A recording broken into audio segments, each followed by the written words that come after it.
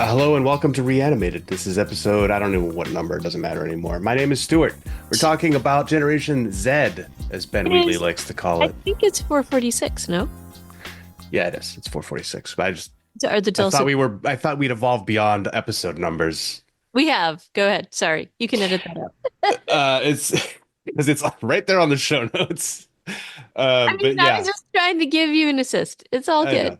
Generation Z, final two episodes today, and a little bit of news. That was H.A. Conrad. You've heard her voice. You might be familiar with it. That was her. Hello, H.A. Hi. Good morning. Hello, good morning to you.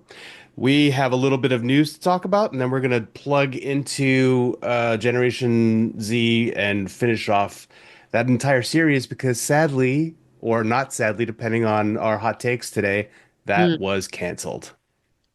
yeah. Okay. Okay, so first up in the news, we've already talked about this a little bit, but the guy who's making the next Resident Evil movie is really wants everybody to understand that his movie is going to be more like the games than the other movies. I know we've talked about this, but I feel like this is a more recent article from Bloody Disgusting, again reiterating this point. And I feel like I can hear us, you and I, talking about this before, saying, I kind of feel like the last movies were a lot like the game. But his is going to really focus on what characters in the game and that feeling of knowing you don't have what it takes to get through the next hallway or room. Did you have any hot takes based on this article from Bloody Disgusting? Not really. Um, Kind of more of the same. it feels like more of the same. Look, this is a franchise that just is gonna go on and on. Everybody's gonna have like their different little twist on it. It isn't my favorite franchise. Um, Because and we've Why do you say that? Just because we've never finished reviewing the movies? No, it's just, I think it was fun as a game. It's one of the few games that I've ever actually played because and I know that if I get into gaming, all will be All over. lost for me. Yep. But um and look, I have a soft spot for parts of this. It just to me it's interesting that this is the one that keeps going or that just has I don't find it interesting enough to just keep going back to it, which I don't know. Maybe that's the wrong way to look at it, but for me, I don't know that we needed another one of these, but all And good. yet we will have one, and yet I Mm. believe that we will be obliged to look at it on some level. Oh, do you think that? I don't know. Obliged. It's one thing to fall off of the Mia Jovovich, never been good at that name, Mhm. movie series after like the sixth movie, and they were getting progressively weirder. But every time a new version of this comes out, I feel like, and honestly, we've been pleasantly surprised. The last couple of different versions of these projects, Raccoon City was good. It was, Okay, fair, fair. Okay, yeah. I just haven't had enough coffee today. This is definitely true. Yeah. And I had to resort to tea right now, so it's what it is. Oh, yeah, I'm out of milk in Oh, my house, so I'm drinking black coffee, which is a but ooh, I did it. I did it for the podcast, AJ. you're so brave. I know. Thank you. I appreciate that. So next piece of news is from the Direct, and it's an article that, I mean, Gimple's been out there talking up Walking Dead, right? He's the guy who's like, I want to make the forever zombie show. And I appreciate that he feels that way. A lot of people just hate Gimple with a passion and will never look at anything that he does.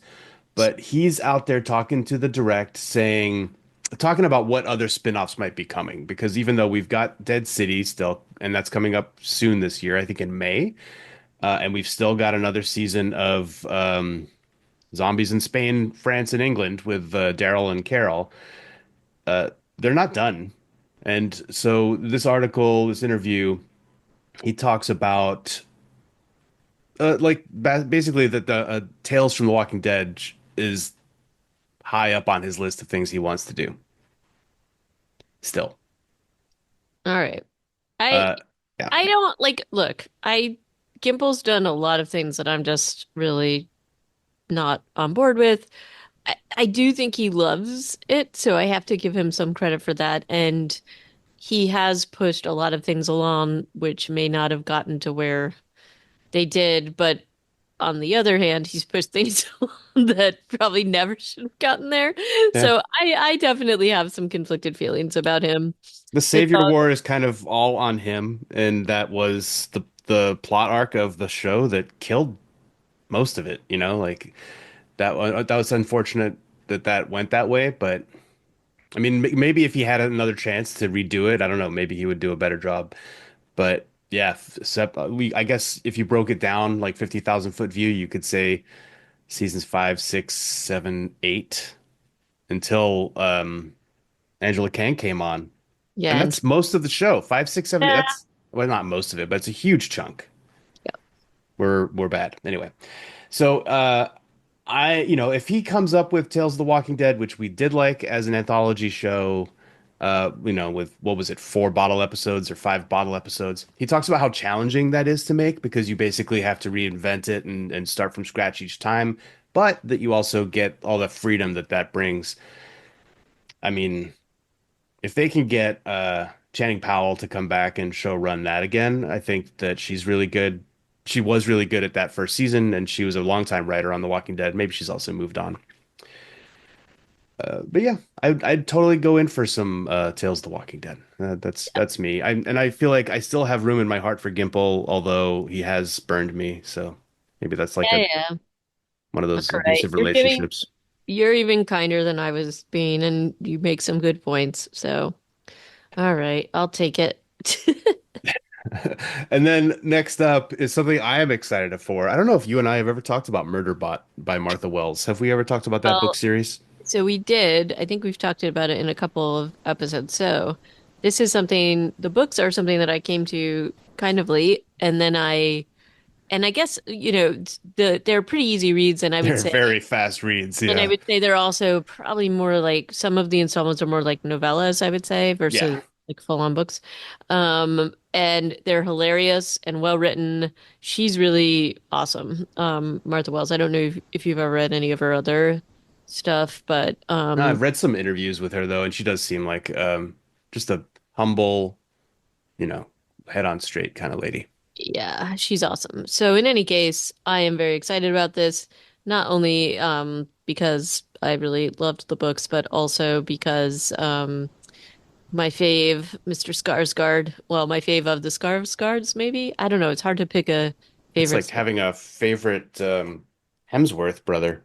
I know, but Goodness. I do have a soft spot for Alexander. So I mean, he, I do too. Like Generation Kill kind of cemented him in the cockles of my heart. And like based on the trailer, he is pulling off the affect pretty well of what I oh, imagine Murderbot would sound like. it is perfect, and I'm really, really excited. They have a pretty incredible cast generally for this, though. So Yeah, also like this the show within a show element of it, the Sanctuary Moon cast. yes, I was actually really wondering. So, for those of you who haven't read the books, there's this whole piece about the murder bot, which is essentially a security type robot. Like, would you call him? He's He's an android or a cyber cyborg, he's a cybernetic something. cyborg, yeah, because he's partially human, Yeah, or he has human components. But right? anyway, he has broken all of his programming essentially. But instead of doing the things that he's programmed to do, all he does is want to watch kind of blue sky television or fluffy TV, which is Sanctuary Moon. So I was so excited to see, to see that. I'm really, really psyched to see this show. So Yeah, yeah, anyway, it looks really, really great. yeah. But And God, seeing the cast of his like human customers, I guess you might call them, seeing yeah. those people on screen also was pretty cool. Anyway, so yeah, I've just been reading these books for years, and suddenly I get to watch them, and I can't wait for that. I think David Dasmalchian is a perfect person to cast as Gurath. I don't know how you say any of these names because I've only ever read them, Uh, but Groth, Gurathin or Gurathin, Earthen. who's like his frenemy. Yep. Um, yeah, I'm very excited for this, and this is going to Um, be what, a show in or a movie on? It's a That's a series. show, a series on Apple Plus starting this May. So get ready, buckle up. I was actually really excited about the two actors playing the one playing Mensa and the one playing Pinley. So it's Sabrina Wu playing Pinley Oh and yeah. then Noma Dumezweni, and both of them, like, it's almost exactly what I kind of visualized, but more so their delivery is really kind of awesome. So and I'm sure there's even more cast members that I'm forgetting right now, but this is gonna be, I think it's gonna be awesome. So I'm I pretty mean, excited about that. I know it's not, well, I guess, is it? It's not really zombie, but he's a cyborg. No, we can't get away. no. But There maybe is they'll do it anyway. I don't maybe know. we will anyway because of dystopia, which is it's definitely True, falls true. under that. But Clark Gregg, Phil Coulson himself having a role on this as like Yeah. a member of the Sanctuary Moon cast. I think John Cho and Jack McBrayer are both on that cast also. Yep. So they're going for strong comedy chops for that part of it, which I thought it was more of like a serious soap opera. But if they're gonna make it funny, I'm there for it. So that's cool. I mean they never really they talk about plot points and it's supposed to be an incredibly like horrible campy kind Yeah, of series. So I am really excited to see what they do with it. So this will be awesome. yeah. So anyway, yeah, we're clearly giddy about this upcoming show. Can't wait for it. And then finally, how did you do on the quiz? There's a New York Times interactive Right. zombie quiz. I think it came out this morning. I got one of the matching things incorrect. Only one. Oh God. Well done. I got 7.5 out of 10. Ooh. I did. I like I said that there's a. Oh, I won't say just in case other people want to do it, but I got a few really easy ones wrong, which was bad. The matchy one that was problematic for me were all the slogans from the shows that I messed up on that one. So Ah, yeah, yeah. but everything else I was correct. I got that one right. Okay. I will just go into this a little bit. There's one where you're supposed to say what their previous job was, Oh, I and got that one. Strand was in real estate, so that threw me off. Like he was a real estate developer, and so I put real estate agent, which I know the agent word should have steered me away from that, Yeah. but Yeah. All yeah, good though. I mean, it's actually kind of a fun quiz and I liked it. yeah. So And New York Times doing this, that's cool. I'm into it. And they also have some in the flesh, at least one in the flesh yeah, question. they did, which I was really excited. I was actually just talking about this with somebody who had never heard about it, and I'm curious to see what they think about that show. So, still I would say it's one of my favorite series. So Yeah. from this genre. And then there's Generation Z. Oh, yeah. So, So so we let's got to episode 5 and 6. mm, And some of our critiques of certain characters were borne out. Um, yeah, let's get into it, HA. Episode 5, written and directed by Ben Wheatley, as are all of them. yeah. Well, what I have to say about these last two episodes in general, I would say that it almost felt like they ran out of time and needed to cram a lot into the last two episodes to get the storyline in there.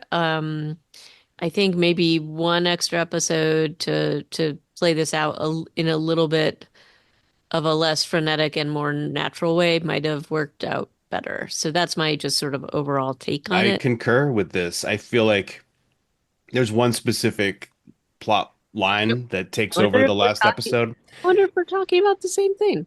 Probably. that doesn't it just feels like they've strayed too far into metaphor and not enough reality. Yep. Um and they try to borrow from one of my favorite horror TV shows and it just doesn't work. Although I wish it did. But that show concentrated on that specific element for like the entire run. Anyway, let's get into episode 5. Episode 5 starts on day 6 of the since the paint spillage. Is my favorite new character is introduced in these two episodes, I will say. 5G guy. He doesn't have a name. 5G guy. I thought you might like him. He's like, everybody's talking about the paint spillage. We need to get out there with some white spirits. Yeah. Also, Jim is introduced in these two episodes. Maybe not for the first time, but he certainly gets his most screen time in these two episodes. And I kind of like Jim, Hmm. especially when he's talking to 5G guy. Anyway, day 6, we start in the bunker, and Finn, as we talked about, they'd had their whole A levels malarkey going on last episode, and now they kind of just teleport to the bunker. Mm. But Finn isn't doing so hot. She's looking hungrily at Steph. We don't know exactly how much time has passed, but it was a little bit less than 12 hours, I think, at this point. They're Yep. like, we need to get her help. This Yeah. this was a weird choice altogether. Like they don't go straight to Morgan's. For whatever reason, they go to Steph's house first. Yeah. Again, their decision making when there's a time clock, when they're running down the clock just doesn't seem to make any sense. And I don't understand this, but anyway, this is what they do.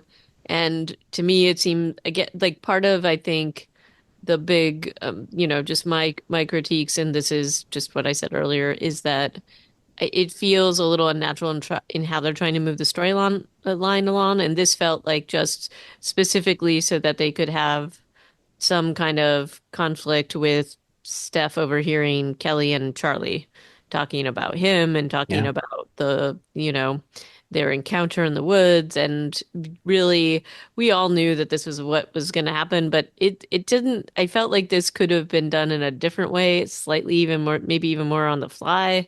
This just feels like jammed in there somehow or like a little artificial because again, why did they go to Steph's house? It's just more of Finn kind of like, I need to eat and having her eat dog food and just weirdness. Yep. Um Pretty weird. We've yeah, also had Steph's parents have been maybe, we're pretty sure they're not dead, but we saw them get it home invaded, and his dad gets hit with a baseball bat. and this is also another thing, like suddenly we're devolving into it has not been that long. 6 days. Yeah. It's 6 days, but Well, I mean, not everybody has 6 days of food in their pantry. So maybe, but it's we not might like start to see this kind of behavior, but they'll be going for stores, not homes. right, like that's an easier target than just going into people's home. I Yeah. don't know. I Yeah. just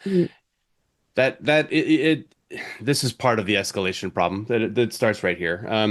And yeah, so Steph's dad, Duffy from Slow Horses, the head dog, does yeah. not do very well. In this fracas, he takes off his glasses. He's like, "All right, let's go," and then whack gets hit with the bat in the face. I thought that was actually pretty good, but yeah, obviously not good for them. And then they're not there when the kids arrive, and Steph is freaking out. Mm. There's more of this. Yeah, the relationship between Steph and the others is complicated, I would say, and I don't know that it ever really gets dealt with to the extent that I wanted it to be. By the end of this series, I don't feel like I still understand Charlie and Steph and Kelly's relationship with one another. Maybe I Yeah, do Charlie and Steph, but not how Kelly fits into the no, I triangle. agree. I agree. And it's weird. It's never really resolved. And it's just it's kind of annoying since this is the like group of people that we've been mainly following. So I don't know if maybe there was something cut out that we missed, or I'm not Yeah. sure. It just Yeah, or felt maybe they were hoping to keep working on it in a second season. But yeah. certainly by the end of the show, Steph is in one place, Kelly and Charlie are in another, and they seem to be together and fine. But Steph is kind of in the wind a little bit. I mean, obviously, him going into the wind is part of the theme of these last two episodes, too. It's scenes like overhearing Kelly and Charlie talking about what Yeah. happened in the woods, that she says it was a mistake, and that he overhears Charlie saying some things that Charlie thinks are unkind, but really all he says is, "Look, my best friend and my ex-girlfriend had sex in the woods and I'm processing it." That's kind of all he says. He doesn't Yeah, say you and guys are dicks or anything. yeah, and I don't know that that's an unfair thing for him to want to do. Um, Yeah, he hasn't reacted out of anger. If anything, he's reacted out of like apathy in a way. yeah, But yeah, so in a way, I mean, what Kelly says is going to hurt Steph's feelings. That's unavoidable. But his reaction seems to encompass both of them, and that feels a little odd. yeah, And Charlie's sense of guilt about it is also a little odd. yeah. Okay, so that's all that's going on. We have some scenes of the soldiers and Billy out in the woods, and they're like just setting up a camp, and she's talking about how absurd this situation is. And then something else that's a little bit odd, and I mean odd in a writing way. The sergeant, or he doesn't, I don't know what his rank is, but the leader of this little unit of soldiers says to her, your dad sold you out for 75 pounds. And I don't know that we ever got a sense of that happening. No, and we never saw him interacting. I guess that could have happened off screen, but this is the first time we know about it. I don't think anybody's shocked about this. When you think of the timing of when Carl, the drug dealers, Carl and the other guy were at Michael and Karen's house, there was no time for Michael to call the military after Billy showed up. She showed up and saved their asses. She was there Right. for about, I don't know, 25 seconds. Right. And then the military shows up, and apparently that's because Michael has dimed her out. I don't know. Yeah, it just doesn't add up for me. It might not be a big deal, but and also, Billy only goes completely crazy pants bananas after this, so um, none of that really matters anymore in a way, except for the fact that she hates Michael. Right. Which we find out. She says to like the soldiers are listening to her instead of their commander or their sergeant, and she tells them that she knows where to get weapons, and so that's her next move. Um, Morgan is doing more exposition in his underground lab. He's telling Cecily that she's going to turn into a statue in 7 days. And he says he's changed. I don't know. The parts of the story that have Morgan are on some sort of acceleration Right. level that does not match the rest of the story. And it has been since the last two episodes, and it just kind of continues here. Yeah, and this is the part that I just there's other parts I take issue with it. Actually, it's Billy's storyline too that just seems totally Yeah. unbelievable to me. Parts of it seem believable, but the way it escalates does not. Yeah. And similarly with Morgan, the reveals and the like the backstory and like it went from being kind of interesting to being like, oh, how many things or how many tropes are they gonna like cram into this storyline, right? Yeah. It doesn't really make sense or it doesn't feel natural. So I just found that to be jarring and off-putting, and it bummed me out a little bit because I think this actor is great, and I actually the character is so interesting, and I feel like there's ways that you could have done this that would have been just a little bit more subtle and more interesting in general as a story, and you could also have done a big reveal in a slightly less like in your face kind of way. And one of the things I feel like they missed the opportunity to have some kind of interaction or character building is the stuff between him and Cecily. So they are trading jabs, they are trading little like they keep hinting at different things, and it just takes it's weird. Like they'll reveal things all at once, but then there's other things that they keep hinting at, and then finally it's like pulling teeth or you eventually get it out. And one of those things is the references like Cecily's like, "Oh, you worked at the lab," or she gives these like kind of very leading statements, and they have knowing looks that pass between them, and then he'll reveal something like bombshelly, and then later on, eventually, he's talking about like his family and all of that. Like, I felt like that what they were trying to do in terms of building tension or mystery or whatever was just boring and annoying, but you Some of know. those scenes were really long too. Right. And more interesting, I mean, look, he's been interacting with Finn, he's been interacting with Cecily, having like those actors to come together eventually, I thought missed an opportunity for some cool stuff to happen, and that's not what happened. It just ended up being kind of this like I don't want to call it like a complaint fest, but that's kind of what it was, both from I don't know. It didn't feel like that had been as well put together as other things that we've seen earlier in the show. So, Yeah. Um, Other things that are happening during this are Maisie and Kofi run away from Michael and Karen, who are just arguing in the woods. And we find, I'm kind of glad that they closed this loop, that Kofi had just hidden the bag of drugs in the woods. Yep. The bag of drugs holds very shockingly small amount of drugs. Yes. But I guess it makes sense given that Michael's only on the hook for 5 grand. But it's just like all of this. I feel like Carl and his colleague are going to way too much effort for 5 grand. Yeah, this seems like just an awful lot of effort. And the other part of this, I don't know, it just the kids run away and then suddenly there's this effort that gets put together of search party for them. Do you think people would really do that in this time? Probably not. They wouldn't care. I don't know that this would even happen. They had so many conflicting priorities that It- they had to do this to get all these people together, I guess.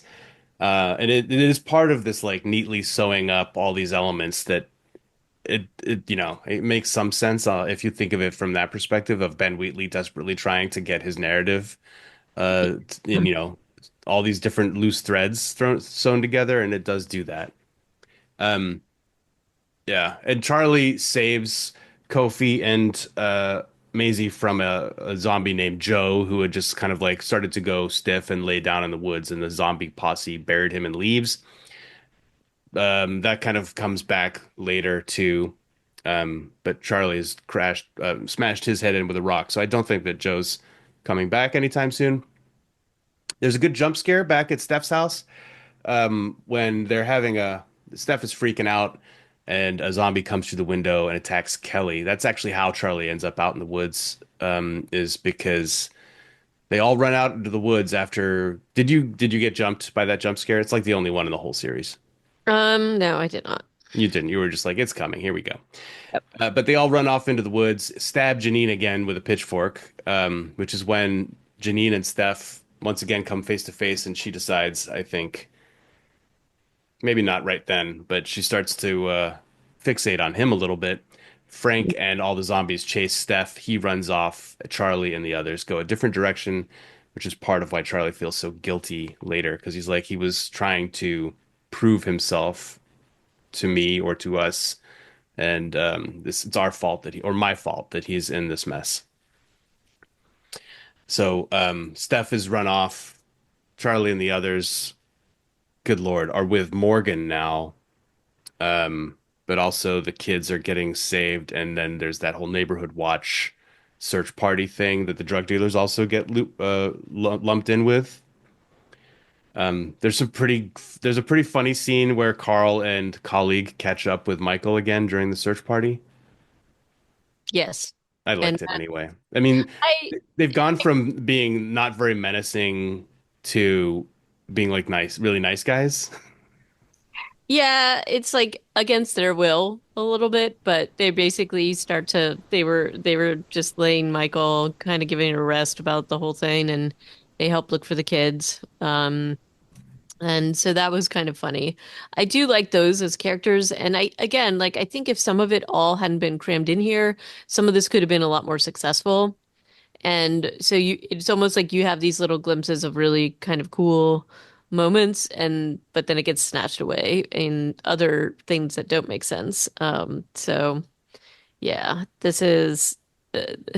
this is just a little weird. And It, then we also have Charlie finding Steph. Um, and they have like that whole like back and forth.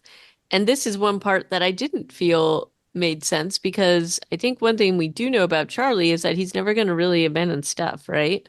So Steph's acting out. Charlie knows that. He knows him well enough to understand that Steph's got a lot of different things going on. And this just happened like so quickly. It was almost like it felt like Charlie left and then suddenly Steph is like in the thick of it and Steph's like, abandon me and let the zombies eat me. Like, and Charlie just disappears, does not look back, does not, he's just gone. I mean, this part really bothered me. How did you feel about it? yeah, but Steph was also being impossible. Like, and what He the was, stakes? The but stakes are either you're my friend and you stick with me and you volunteer to die with me, or you leave. Like, I feel like Charlie did the only thing he could. I think he did the only thing he could. I guess I was expecting him to not rescue Steph or just try to pull him out a little bit more or something. Maybe it's that he knows Steph well enough to know that he's like not going to be movable. but it just felt like he gave up really quickly to me. So, Yeah, he um, doesn't try to force him. I guess no, that's the thing. no. Billy has also led the soldiers to break into the local museum, which is surprisingly well stocked with armor and weapons, like axes and breastplates. She finds an ancient shotgun, which just fits 12 gauge perfectly, which I thought was pretty funny. Yeah. And then they go into a hunting store, and she kills a guy, who I'm not sure why she felt like she needed to. This is, Billy's character is very quickly slides into like this whole anarchy thing. So at first I thought that she was maybe bitten or that's like what was causing some of this. And that's the part that I just found, again, this is one of those like jarring things about a character where, yeah, she's been dealing with a lot of stuff. Even some of this, like some of her vigilantism makes sense and becomes clear later on. And I knew the minute they had her focus be on like, oh, we're gonna go get anybody who's um sexually assaulted children or I think that was her main focus. I was like, "Oh, okay." And I knew where it was going, but it it's more that okay, you can have that, but is she gonna be a person that's just gonna shoot somebody like that in cold blood? It just felt very off the rails, Yeah, and it was devolving so quickly, and I did not feel like that this storyline, this was to me the least successful out of all of them. So it just felt very forced and unnatural. And unlikely as well. yeah. Um, And actually, she does get a zombie bite shortly after that scene of her killing a guy. So that wasn't to blame, turns out. But they pull over in a heavy rainstorm, which is the only scene with a heavy rainstorm in either of these episodes. But all of a sudden, it's pouring with rain. Maybe that was just realities on set. maybe. And she gets a Carl style zombie bite, the second one in this season, which is never ceases to be disappointing. Like you don't see the guy bite her. That's I guess they do that for story reasons so that none of the people who are with her know that she's been bitten. Yeah. But it's frustrating that she gets bitten. She sees, and it's at the camper van where she had seen Karen and her little sister and Michael get into with Kofi. And so maybe we're supposed to believe that the bite, all the weight that's on her and thinking that her mom and little sister might be dead are what caused some sort of psychotic switch to go off in her head. But yeah, when she decides that hunting down pedos is more important than anything else, I think that she has accelerated into insanity far too quickly, or mania, or whatever you want to call it. It's just very fast. Yeah. And this is, and again, not just that she has, but that everybody is kind of get like joining in with it that quickly. That is yes, but I mean, yeah, that's as we take this to the ultimate end of the season, she manages to whip up and the show that I think that this is borrowing from quite heavily is The Terror, which again spent like a whole season building up to this group, this herd insanity concept. And obviously, this is not the same sort of show. This has more campy elements, so that gives them permission, I think, to cut around some of that. But to me, it rings very false, even though they evoke a lot of or they try to evoke the same sort of feelings with the little drummer boy and people, um, acting crazy. And the under 17 javelin team, these two girls who get named in episode 6, just cheerfully throwing their javelins at humans. Yeah. Like yeah, it goes beyond.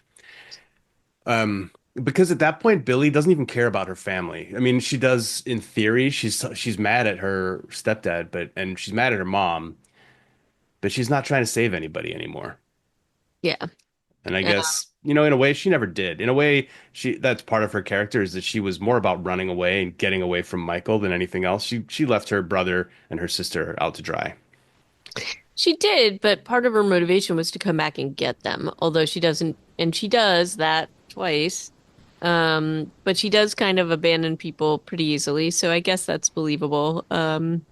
And look, I think some of the mania and some of the insanity. So we've got many different groups kind of displaying different types of this. Some are like with her group, it's more of the vigilante piece, but then you've got the other group with the 5G guy and other people that are like trying to get away out of the town and trying to like figure things out. And then you've got our herd of elderly zombies infected, who are looking to make more zombies to be able to, I guess, like crash the barrier to get out of town, and make more people. And so it's displaying like all different types of this groupthink. Um, and and sort of everybody whipping it into a frenzy. Um, and then I guess even more subtly, or not even more subtly, we've got whatever's going on at the military base or within those ranks, where we've got more of a like rebellion or just an underhanded plot that is coming to fruition. Yeah. So I think that, I see what they were trying to do, and I think that um I just it just feels like they ran out of runway to do it well. Yeah. Um to get us to this nadir of um like chaos. True. So, Absolutely true. Okay. Yes. I mean, in the course of these two episodes, Westminster Lady, like you just alluded to, is betrayed by Rollin, which if she didn't see that coming, she deserves it, I guess, because he was nothing but sinister for his entire run on the show. oh, he's sinister from the word, like he's just from the get-go. From hi, my name's Colonel Rollin, he was sinister. Yeah. And we never learned her name. Rest in peace, Westminster Lady. I did see your signature once, but I couldn't read it. Rip in peace. Mhm. So she's and like sorry, the patchy AF pretense under which he gets her to commit suicide, which is shooting her in the direct of her sternum and I then putting the know. gun in her hand. Like that's a way that people kill themselves. Mhm. And the fact that she apparently had a suicide attempt in undergrad or something. And he's like, this is all going to tie up really nicely for me. Mhm. Wow. So yeah, that character, Rollins fine because he's mustache twirly enough, and but Westminster Lady really just never came together for me. Great, she's a patsy, but She is, but there wasn't enough of that. Like, no. I really was wanting a little bit more of her actually discovering the plot on her own or figuring out ways to counteract it. I was really hoping that she had some other plan up her sleeve and that she was aware of what was happening all along or became aware. I really thought that that was going to go somewhere different. Like, I did not think that this was just sort of a very strange and jarring ending, and it didn't feel like her character was utilized enough, built up enough, or um, played honestly enough of a like primary role in this, other than to show how corrupt and just like how very well saturated this particular like group was with these people that are just kind of playing out what this whole scenario that they've come up with. So it just felt like I would actually after it happened, I'm like, well, why did we spend so much time even dealing with this? Like, why did they even introduce this character? It doesn't even make sense. Yeah. So yeah, Yeah. Again, like there was just five or six half-baked ideas yep, that yep, we just didn't have time to develop, which is a bummer. Like for Ben, I'm sure he's like, gosh, I wish I could have taken this to its fruition. yep, me too. Um, the zombies make some kind of weird choices here. They're first gonna like bust out, and then they see the fracas between the neighborhood watch and the military, and they're like, let's not break out. Let's fall back." I'm like, that probably would have been a good excuse to a good time to like take advantage of the chaos. But once they fall back, they decide actually to take like by episode six, they're like, now we're gonna build up our numbers, which is pretty funny because Frank can't get them to stop eating their recruits. I know That was actually that pretty was good. good, and he gets really upset about it. So that was Yeah, well, Frank is always upset, as Cecily points out the next time she sees him. And but then instead of like now that they've built up their numbers, let's break out of town, which was their original point. They're like, no, let's go back and take town hall and we'll reclaim Danbury. So they have like a real 180 on like we want to get out and spread this virus and do our, do better. And then they get into like some sort of like weird territory claim, which I don't think makes sense for their. But for Ben Wheatley, he's like, well, if the zombies all leave town, what happens to my zombie show? Hmm. So he kind of needs them to stay in town, but it doesn't make sense. And why even plant the seed that they want to get out of town and spread out into the rest of England, or Yeah, Wales or wherever the hell they are. Did you see that this was shot in a town called Pontypool in Wales? I did, and I was laughing when I saw that. It was like, That's pretty good. that's extra points right there. Hmm. That's extra points. So anyway, the zombie thing is a little bit confusing. They by the at the end of the show, they're all in town pretty much, with a couple of exceptions, and we can assume that they are all killed by the events of Operation Icarus, Hmm. pretty much. Steph's parents. Um, so he's been feeling really bad that the last thing he said to his dad was that he was a cuck. Yep. And after Finn is cured after a very long scene with Morgan, Finn is cured and sent and goes off to find Steph to kick his ass, basically. And it's a great scene of her kicking his ass. But then that scene also kind of falls apart Yep. because it takes too long, and then she breaks the serum, and then she's like, "You'll have to eat my spleen," and then it just feels like deja vu, and it's not as good. But it does eventually lead to Steph being reunited with his parents. What did you think about how that was resolved, quote unquote, resolved? It again, it just felt a little ridiculous. The stuff with him and Finn, especially like where, okay, I'm just gonna rip into myself and you're gonna get my spleen, like without anesthesia, without anything, without Well, any she kind. has superpowers now. Well, I guess maybe, but even so, it's kind of like, ugh. Anyway, with the parents, and he goes home and basically decides that they're gonna die, so he takes care of them by eating them and infecting them. I mean, it seems like a logical thing for him to do, so I didn't have as much issue with that, but I don't know that I guess maybe because he had the magic fin spleen, he could stop himself, but he doesn't feel like somebody that would be able to do that.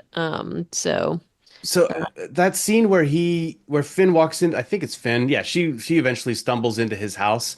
Is his dad dead on the floor? he looks like he is, but He's smiling though, but yeah, like vacantly. And his mom is all confused, like, "You saved him?" question mark. yeah, it's weird.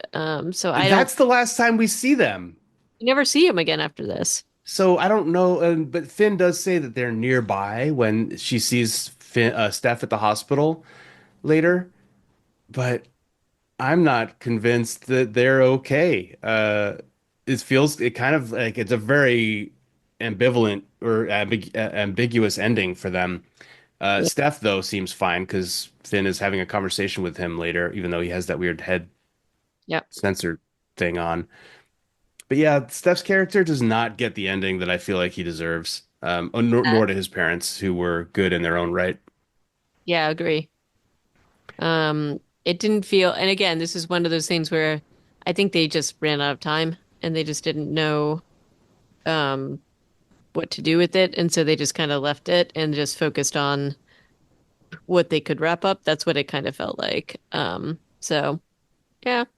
There's a very long the scene in like it feels like it's in a mop closet with 30 people in there, and it's the trial of Michael. Yeah. What did you think of that scene? The trial of Michael again also felt like terrible, forced, also not really resolved in a satisfactory way. Some of the things that came out are things I was fully expecting to have come out, which is the one the surprise. Well, I mean, I think that this was a deliberate like mislead. I had assumed that he had done something to both her and Maisie, and apparently it was just Billy that he like basically like he sexually assaulted her when she was 18 and her mom did nothing for it. Which nothing for her, which is pretty awful. And he tried like part of what he basically admits that he's done wrong and he's on a better path, and that part of that is like he tells him that he's Maisie's dad. It all felt very messy and like not. Uh, it just felt incredibly strange how they crammed all of this in. Yeah. And they didn't do a lot of time. They didn't take a lot of time showing Michael being on a better path. I mean, the night before he was basically beating up Kofi or Yeah. trying to get the drug bag off of him. After he'd said, "I'm gonna do better. I'm gonna be a better man." So like they really are not No, they're not. 100% fixed on this better Michael. But really, the only defense he has is Charlie saying, "Yeah, he's terrible, but he doesn't deserve to die for it." And kind of that's what Karen's saying too. Right. Billy doesn't want to hear that though, because she's completely gone off the rails. Well, the one thing he does do is come back for them, which they act like is such a miracle, which for him, I guess, kind of is. But it's not like the biggest indicator of his like transformation into like a good person. Yeah. And it doesn't excuse what he's done before, and just continues to be a horrible person. But The you know, weird thing about this scene is ultimately it feels like a really private conversation that just there's 30 people standing in yeah. the room listening to it. And like that's considered a quote unquote trial when it's really just, Billy litigating all the reasons why she left home in the first place and why she is so messed up. And great, but I don't think that her militia cronies would have stood around silently while this all played out. It just feels like a really weird thing. Um, and then so Kelly has gone to get a car and basically intervenes in the running of the gauntlet from Morgan, who's been also lumped in here. Even despite saying I've got the cure, Billy doesn't want to hear that. She's like, "You created the virus," because she heard him say that at the town hall. All right, now you have to die. She doesn't want to hear about the cure from Charlie. She's like, everybody's lying all the time. Hmm. So that's just frustrating. Ultimately, Billy is killed by the bomb too, and Janine and Frank. She's facing off against Frank Yeah. and Janine in the town hall when the bomb goes off. We don't see them again, so I'm assuming that they're dead. Yeah, we've Um, never seen them, so it feels like that was the ending of that story. the bomb only kills 347 people and it injures 9,800. I don't think that was the point of that bomb. I feel like that bomb was supposed to kill whatever 347 plus 9,810 is, like, 10,000 and 113 or whatever people. It's kind of silly to do the bombing of Danbury without killing absolutely everybody there. Like Yeah. they injured 9,800 people. That's just a huge logistical problem. Yep. I don't feel like Rollin would have done that. He would have been like, let's do three bombs. Like let's make sure that we really don't let anybody survive this. Agree. It just felt like again very messy and not well thought out in how that was going to. I don't even know why they would pick out that data point to be like, Yeah, yes, it's weird. 9,000 injured. Like what? Why would they? They're not trying to injure people. They're trying to eradicate a disease. I don't know. That was frustrating.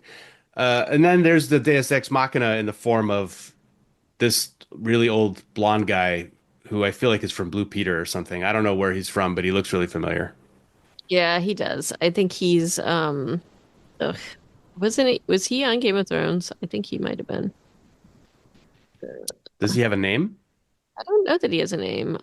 He's just kind of this very like feels incredibly like a sinister uh like a kind of like not secret agent, but I guess just from, he basically implies that he's not like nobody knows who he is and he operates outside of the government Yeah, essentially.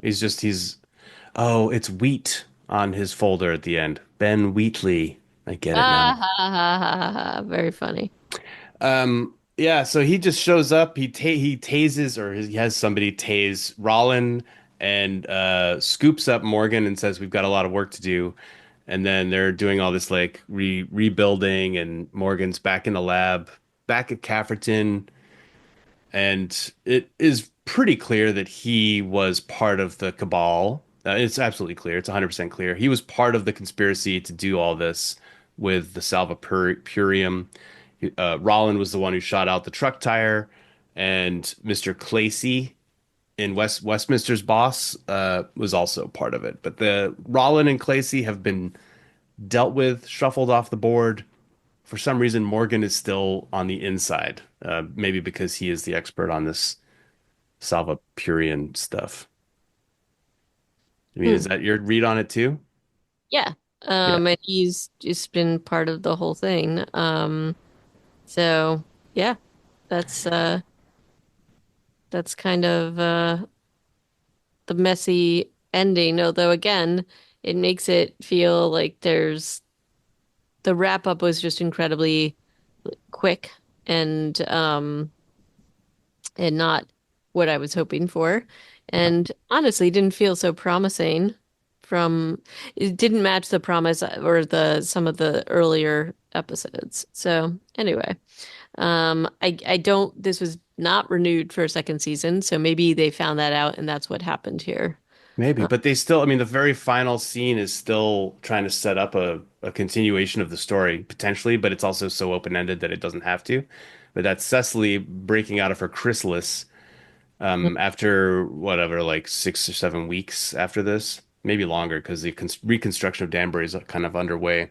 And she's now a teenager again, and she's going everywhere, she tells this truck driver who's giving her a ride. So it feels very strange. I don't know that we ever got the generational warfare. I mean, we did the whole generational struggle thing that's in there, but maybe there is no tidy ending to that, so that's why there couldn't be in the show either. hmm. You know, the old eating the young, it's for sure happening. We sure get that. And the zombies, mostly the ones who go in for that, are all blown up in the bomb, and maybe that's the karmic end that they deserve. But when I think about what Ben Wheatley is trying to do with all of this, it's not 100% clear to me. It might take some more reflection. I'll have to reflect more. Maybe. So I just found, and maybe I'm wrong that it's the same guy, but Garrick Hagen is, I think he plays a sinister guy, No, maybe? I think he's one of the zombies. Is he one of the zombies? But do you know who that guy is? He's Biggs Darklighter from Yeah. Star Wars. Yeah, I That's saw that in the and he's one of the well, one of the other zombies who has speaking lines, I think. oh, okay, okay. Then who's the sinister guy? Because I know that actor. Yeah, he's extremely familiar looking. Anyway, I will eventually find it out. But I guess, I did like the idea of Cecily that kind of I think that left a window open for the next season, but and I like her as a character, but again, it would have been more interesting to hear more about her backstory with the labs and things like that. And I don't feel that we got enough of that. Maybe the intention was to try to do that later and follow her. So that was to me kind of an interesting piece, but I mean, I think it's clear that we know that they knew that that was going to happen because otherwise um, they wouldn't have kind of let her sort of stay out there in the woods. And they do a pretty big hint that that's what's going to happen to her, even though they're like, we don't know what's going to happen to these other zombies in these like kind of like hard like stone things. And eventually they'll figure it out, right? Because it didn't take her that long to break out of it, though I guess we don't have a timestamp on that, right? Right. So, Yeah, and we don't know. Yeah, the time is weird at the end of the show because they're like Finn goes to talk to Steph. She's like, it's been 6 weeks, and we don't know how that played out. Yeah, so I don't know. We'll see. mm, We won't see. It's over. There's no more of it. It's done. However, um, the next time that we talk HA, it's going to be time to put aside Generation Z yep. and dive back into The Last of Us. And I'm excited to do so, even though I am filled with trepidation. I don't know why. Hi. I've been seeing some not re I haven't been reading reviews, but I've been seeing like headlines of departures from the game storyline that will leave you shocked and shook. So I'm curious what they're going to do. I think that some of the things that they've decided to do have been okay. I think you kind of have to do that. I have faith in the the creators of this show. So we'll have to see. And it's also looking like an amazing cast, plus some of our favorites returning, Avi, Pedro Pascal. Yeah. Um, so yeah, I think it's gonna be, I'm really excited to watch it. So let's hope that my optimism is rewarded. Yes, I also hope that your optimism is rewarded. I absolutely do. Well, thank you everybody for listening along with us as we talked through Generation Z.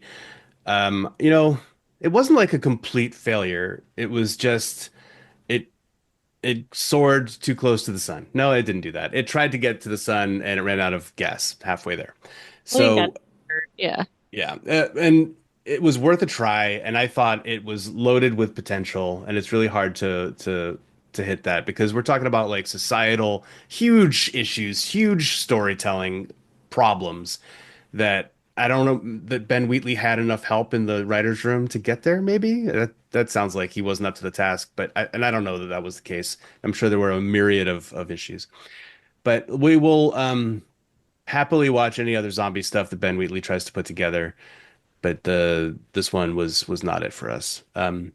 Hopefully you have if you have thoughts about it, let us know what they are. We are at reanimatedpodcast@gmail.com. And you can find our other episodes on the internet at reanimated.podbean.com, on Spotify, on your podcatcher of choice. Have a listen, leave a review. And until next time, ciao. Alrighty, bye bye.